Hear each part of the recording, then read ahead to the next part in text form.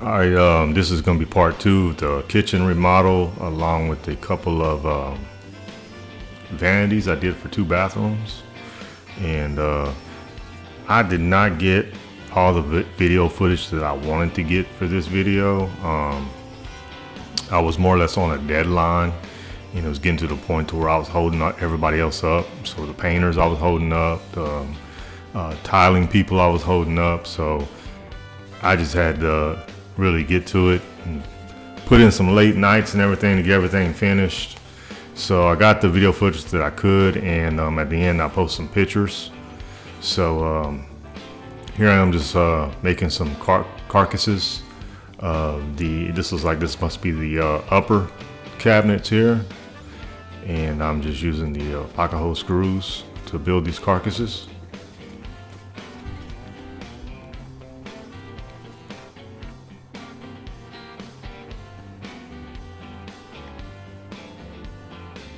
And this is just simple box construction here.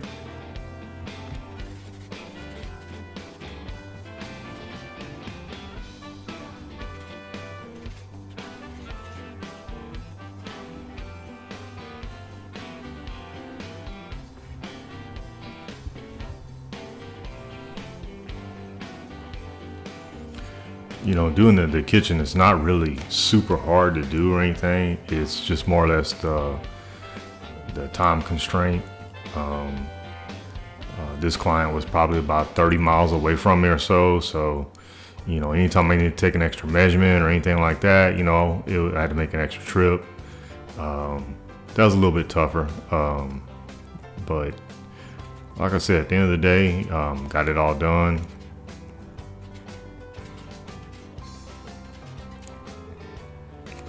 And just tightening down the rest of these pocket hole screws. And this is going to be the back support. This is what, well, actually what I did is I made a mistake right there. So I'm using those pocket hole plugs to fill that up. And I went and re-drilled those holes. And like I said, this is the back support. This is what gets screwed into the wall, into the studs.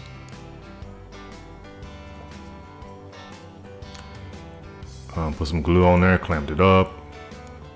So I was able to get these screws in place.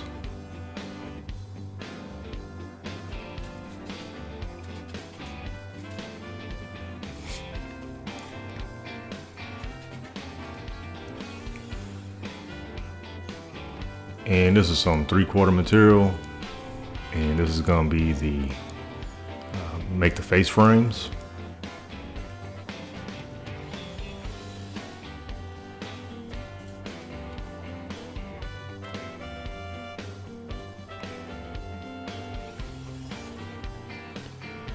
And I'm going to get the face frames, and I'm going to put them together using pocket holes and glue as well.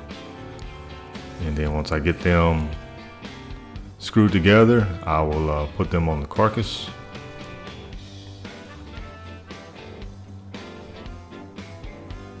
And this is just a little jig I'm using so I can get everything all lined up, make sure it's all at a 90 degree.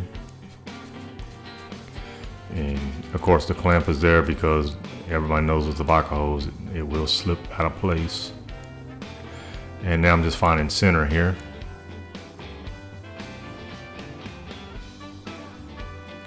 Once I have the center, I'm gonna put the dividing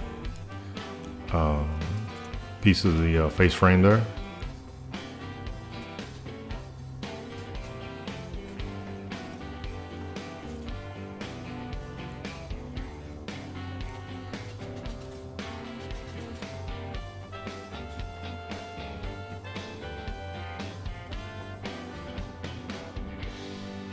So I guess I was wrong. I guess actually this was not a top piece. This is another bottom cabinet, and I'm using those scrap pieces as spacers, and be about 4 inches. This is for the drawers. So this one will have 2 drawers and 2 doors.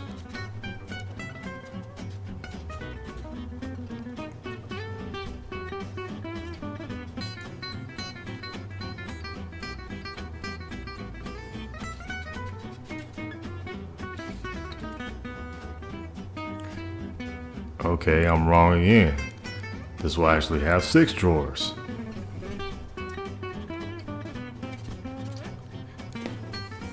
As you can tell, I am doing this voiceover on the fly.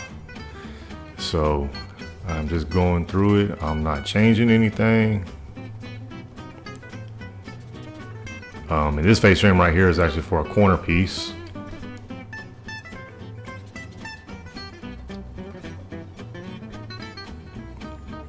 And it will fit on there just like so.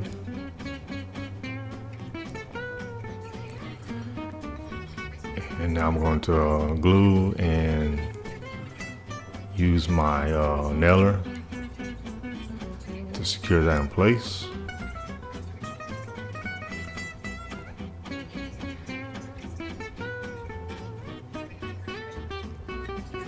And just getting it clamped up so it doesn't move once I got it right where I want it.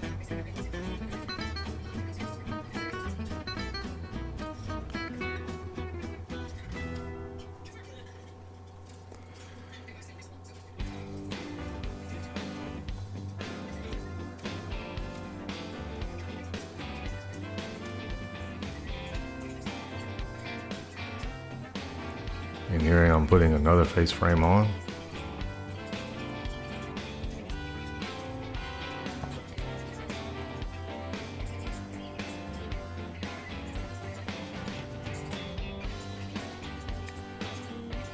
This face frame has 3 drawers.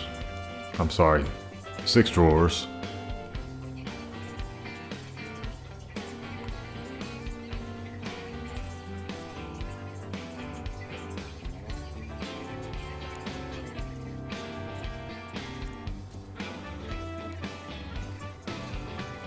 This was probably one of the tougher projects that I've taken on just because of the time restraint on it.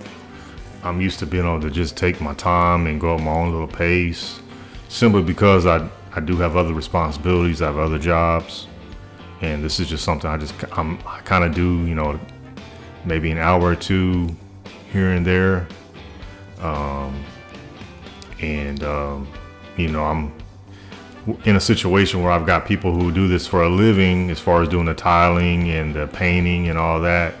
So, you know, when they're ready to go, they're ready to go. So like I said, the most stressful part about this was just simply the time restraint. Other than that, it wasn't really that bad.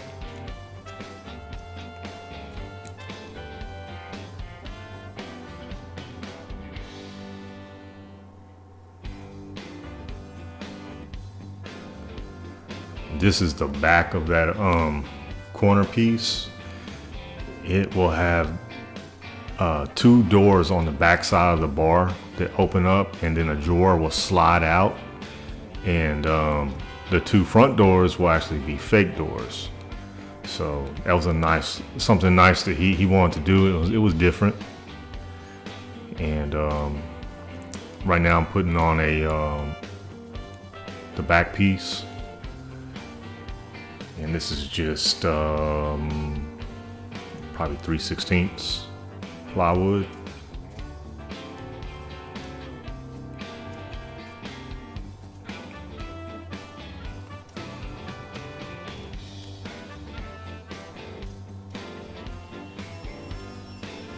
And now I'm cutting down some poplar, and this is what I'll be using for the doors and the drawer faces and the drawers, the door styles and rails and the drawer faces. And it's all going to be the doors will be shaker style. Here I am marking for the domino. And the little groove that I cut out on the router table a while ago, that's going to be for the center panel.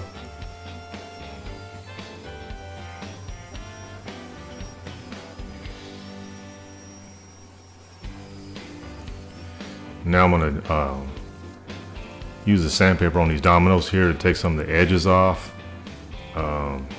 Just because when I'm dry fitting, it's such a tight fit, it's hard to get them back out of those holes. So by sanding it down, it just makes it fit just a little bit looser. and I'm measuring for the center panel. Take it back apart.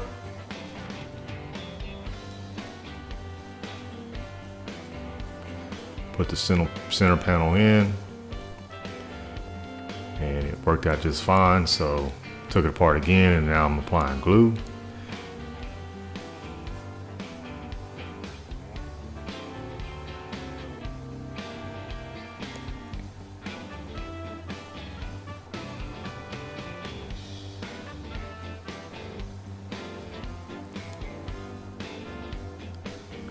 And I'm gonna put it in the clamps.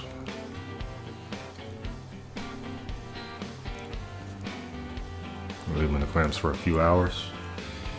And now I'm gonna put the profile, the outside profile, which I use the Roman OG bit.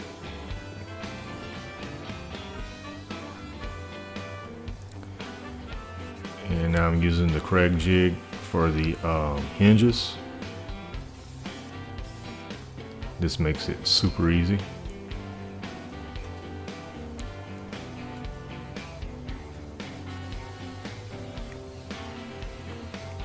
And like I said, I really wish I could have got more video of this build.